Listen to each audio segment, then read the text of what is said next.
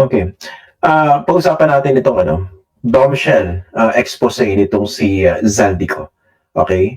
Kina-challenge siya kayo na imbestigahan ninyo itong kanyang mga aligasyon laban kay former Speaker Ferdinand Martin Romualdez at saka dito kay President Ferdinand Bongbong Marcos Jr. Ano pong tugon niyo doon? Wala naman akong wala naman akong kikilingan dito kasi dalong pa na ako sa katungkulan ko bilang ombudsman. Kahit masakit man sabihin, wala na ako sa executive department. Hindi na po tayo pwedeng magsunod-sunuran kahit kanino kundi sa taong bayan. Pero yung for him to challenge me, I think it's more for us to challenge him. Umuwi siya. Manumpa siya sa isang affidavit na ito ang kanyang sinasabi at ilabas ng ebidensya. Para naman magkaigi tayo, di ba? Hindi naman pwedeng magtatago siya, sasabihin niya lang sa social media, sabihin, wala na. Hindi pwede yun. Dapat yan, harapin niya rin yung responsibilidad kasi siya mismo may mga paratang sa kanya. Sagutin niya ng diretso, huwag niya namang huwag niya namang maghihito tactic siya para labuin niya yung tubig para hindi na siya makita. Kasi sa ngayon, isa na siya sa nasasakdal. Isa siya na dapat sumagot sa mga anomalyang nangyayari sa bayan. Yung allegations niya very glaring. Ang bigat ng allegation niya, 25 billion daw yung binulsa itong si President Marcos. Siya raw yung nagpasimuno ng 100 billion insertion during the PICAP sa 2025 national budget. Doon po sa kanyang mga inilatag so far, meron ba kayong mga nakikitang butas or inconsistencies? Hindi kasi, ang budget na ng presidente yan eh. Pinapadaan lang niya sa Kongreso, di ba? The power of the purse emanates from Congress, but the President submits the budget after the State of the Nation address. Di ba? Nilalatag sa SONA yung mga dapat gawin ng bayan, gawin ng gobyerno sa susunod na taon at doon nilalatag ang budget. Ang preparation ng budget na yan, nasa Presidente na eh. Ba't pa sa mag-i-insert? Parang walang logic. Para mangyari yung insertion, may mga taong gusto talagang maglaro ng apoy. Kung gusto mo sabihin natin sa ganung lingwahe, may mga taong gusto maglaro ng apoy dito. At ginawa nila. Parang ginawa nga nila, meron siya mga kasabwat. May kasabwat siya na mga Yusek. At may mga kasabwat siya na hindi maganda ang pagdanasa sa bayan. Dapat lahat yan humarap sa atin. Wala tayong kikilingan dyan. Kahit na subukan nila akong awatin, hindi nila ako maaawat. Ang lalabas yan at lalabas ang katotohanan. Okay. Doon sa nilabas siyang larawan ng mga maleta, doon daw nilagay yung perang i-deliver niya kina Martin Romualdez at BBM. Anong tingin niyo ron?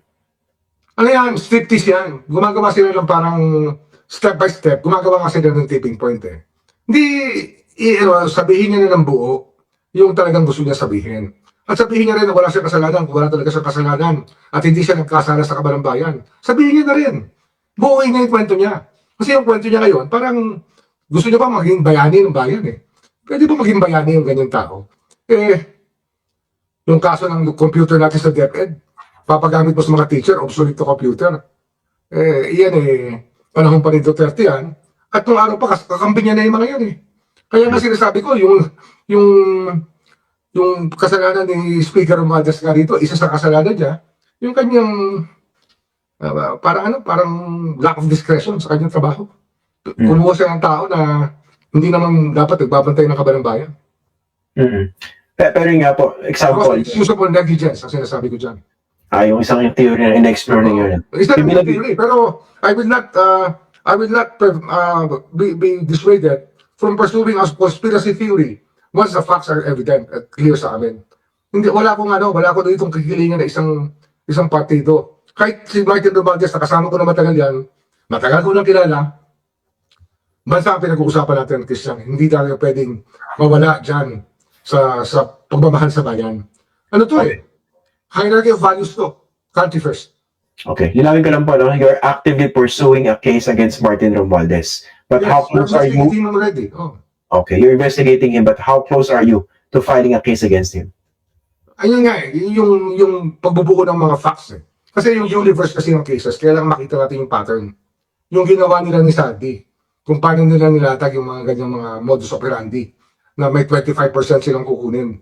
Kasi nga, wala naman akong choice kung titingnan ko yung sitwasyon from the point of view tsaka si Sandy tsaka si Speaker Romualdez magkakampi. Sila yung magkasama sa house eh. Diba?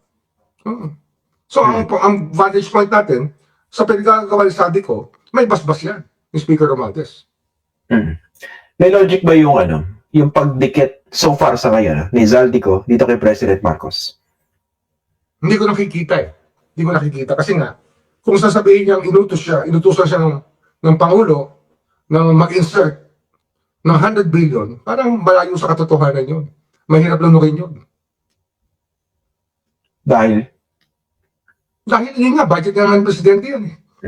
Kung gusto lang ng presidente maglagay ng item sa budget, sa preparasyon pa lang ng budget, kasama na yan. Sobrang namang afterthought yun na gagawa ka ng ganung kalaking inconsistency sa trabaho mo bilang Pangulo ng Pilipinas. Para mahirap naman maniwala doon. at saka yung after nun, di ba, meron siya mga bahagi ng specifically DPWH budget at saka yung saan program funds na binito. Yun, may binito, pero hindi na binito lahat, di ba? Di ba, for later release. Oh, for later release. So, yun nga yung mga problema na ginawa nila mga devices sa budget. Matagal ko na napapansin yan, mga pa. Parang balik Duterte, uso na yan. Yung for later release, para mamaipilit tuloy yung budget. Doon nagsimula yan eh. Pareho pa rin yung tao sa DBM noon, tsaka ngayon eh. They're the same people. Iba lang yung mga ulo, pero yung nasa ilalim, parehong tao pa rin. Ano sa tingin niyo yung tunay na objective dito ni Zaldico sa paglabas? Gusto niya mabawalang sana siya at matago niya yung pera na ninakaw niya. At he live happily ever after as a hero. Malayo yan, malayo sa katotohanan niya. Kasi nga, harapin niya muna. We will find out kung meron siyang pag-asa na maging bayani rito. Kasi nga, sabihin niya totoo, sabihin niya lahat. Wala siya dapat itago kahit konti. Yung claim niya na wala raw siyang kinita, hindi raw siya nakinabang doon sa 100 billion insertion, is that even plausible? Ikaw, Christian, naniniwala ka ba ron? Kasi kung anong paniniwalaan mo, tingin ko, hindi yung paniniwalaan ko. Di ba? Wala ba tayo? Hello? Your internet. Nawala ba si Ombudsman? Hindi, nandito ako. Ayan, okay. Ako ba yung nawala? Ikaw yung nawala. Mas pala. mahirap. Okay, sorry po. Napagbintangan ko kayo, sorry. Okay. O sige, plausible po ba yun? Yung wala raw siya kinalaman doon sa 100 billion insertion? Hindi ako naniniwala ron kasi nga, kahit naman pagtitignan mo yung mga kinausap niya, yung sinasabi niya yung mga kausap niya, talaga sa level nila talaga ginawa yun. Sa level niya. Pero nga, yung the same question, nagagawa ba niya mag-isa yun na hindi alam ng speaker? Hindi, meron siyang kakuntsaba. Sa executive department, meron siyang kakuntsaba, sigurado ako. Kasi hindi nangyayari yan na walang kakuntsaba sa executive department. Sino sa tingin niyo yung kakuntsaba niya sa executive? Mabibigat yan. Niname na naman yan eh. Sinabi na naman niya yung ibang mga pangalan dyan eh. Yung iba, sinabi na ni Bernardo. Yung mga nagpopondo ng mga unprogrammed funds. Sinabi na naman yan eh, ni Yusek Bernardo eh. Di ba? Okay. Yung pangamba, quote-unquote, nitong si Zaldico, kaya ayaw daw niya umuwi dahil nanganganib daw yung buhay niya. Ano pong basa niyo doon? Christian, wala naman kami pinapapatay na tao. Hindi naman namin gawain yun. Hindi naman namin gawain na gumawa ng ganun. Ako, tingin ko, kaya naman tayo pininiwalaan ng mga European countries at maraming bansa about the human rights situation. Kasi hindi namin nag-uugali na gumawa ng ganung kabalastugan. Di ba? Malayo talaga. Malayo sa katotohanan yung sinasabi niya. Sa dapat tapangan niya naman. Naglingkod siya sa bayan. Nagpasasa siya sa yaman. Tapos ngayon, takot na takot siya. Anong nagtatakutan niya? Ang isang inisip ko po dito, Ombudsman, I don't know whether you will agree with this. Kung mayroon mang gusto magpapatay sa kanya, hindi ba yung kabila? Kasi pag nakapatay siya, ibibintang yun sa administrasyon at mapapabilis yung pagbagsak ng administrasyon. Exactly.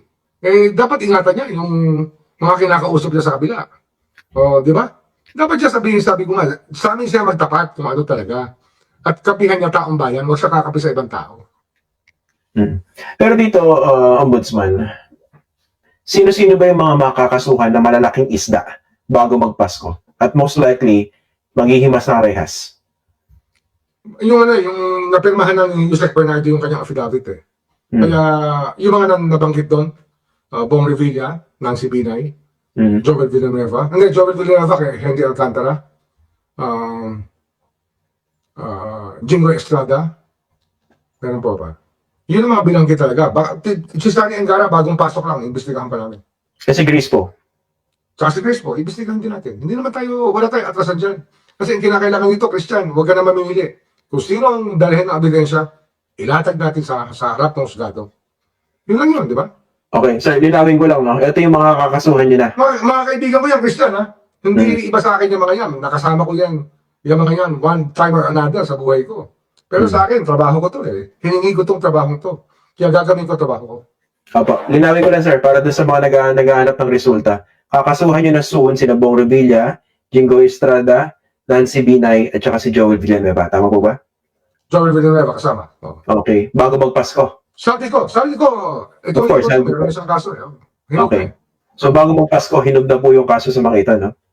Tingin ko, ano na yan, magkakawarrant ba yan by December 15, baka may warrant na yung mga yan. December 16. So pag ganun, Tama yung calendar namin. okay. Kung ganun po, ano yung likelihood na maa-arresto ito mga ito bago magpasko? Eh, huwag na sila magtatago, pero binabantayan na namin ngayon. We're watching over them already. Meron kaming tumitik-tik na kami. Tsaka lahat sila naka-alarm na. Okay. Ito pong si Cheese Escudero. Ayun, kasama pala siya. Hindi nakalimutan kong banggitin. Si Jesus Escudero, si Maynard Gu, di ba? Special Envoy. Oo, kasama yan. So ulitin ko lang bago magpasko, mga kakasuhan ninyo at most likely magiging subject ng arrest warrant, Cheese Escudero, Maynard Gu, Zaldico, Bong Revilla, Joel Villanueva, Nancy Binay, at saka Jingo Estrada. Tama pa? Yung sabi ko, syempre, sabi ko. Meron may mga congressman kami inaayos pa namin.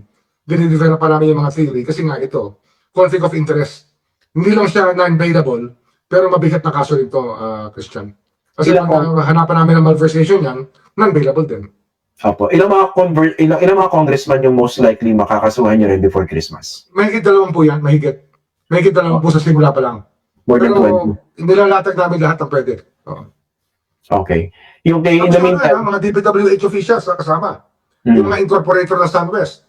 Mga incorporator ng mga kumpanya na Mopel sa prohibited transactions. Tatamaan yan. sino yung mga contractors, yung mga diskaya, lahat to kasama? Ang Diskaya magkakaroon na rin ng kaso yan. By that time, meron na rin. Hinog na rin. Kasi nag-PI na kami ngayon sa Diskaya. How about itong sa DBM, no? Itong si Secretary Pangandaman. May dawit po ba? Iimbestigahan na natin. Sinimulan na namin yan. Mula nung nakita ko yung statement ni Bernardo nung Biyernes, sinimulan na namin ang proseso. Okay. So yung mga under investigation, si Martin Romualdez, Sonny Angara, Grace Poe, so kasama si Mark Villar dahil dinawit din po siya ni Yusek. Mark Villar, kasama siya. Dito kay Yusek Bernardo, kasi finally nagsalita na siya. Di ba nung first time nagsalita siya nung namin siya sa Senado, katabi ninyo, tingi-tingi, di ba? Tapos bumalik sa Senado, si Jinggoy hindi pa rin binabanggit. Pero ito finally, binanggit si Jinggoy. So mukha ba mas credible na yung testimony ngayon, yung binabanggit? Mas credible na yan kasi may nakikita akong errors.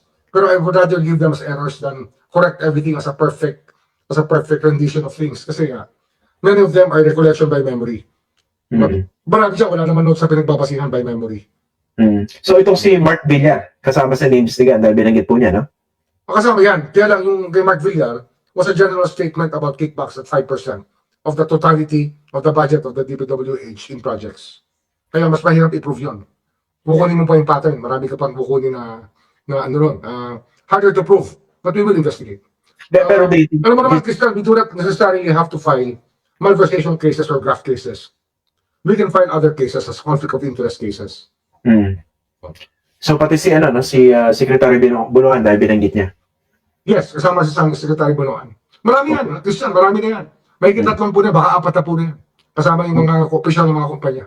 Okay. Yung kay Mark Villar kasi naisip ko, parang dinaplisan lang siya ni Yusek Bernardo. Parang mas maganda yata pigain siya. Kasi parang ang labo naman na wala siyang kinalaman bilang Pero secretary. meron sinabi kong may task force ako sa Villa. Gumagalaw na yun. Kaya nga pala, sige sir, paki-update Hinikutan na nila. Umikot na sila ng Las Piñas hanggang Cavite. Hinikutan na nila. Hindi kami tumitigal, Christian. I have very good people in the Ombudsman's office. At marami sa kanila, I'm just happy na gumagalaw na sila ngayon. They're just very happy.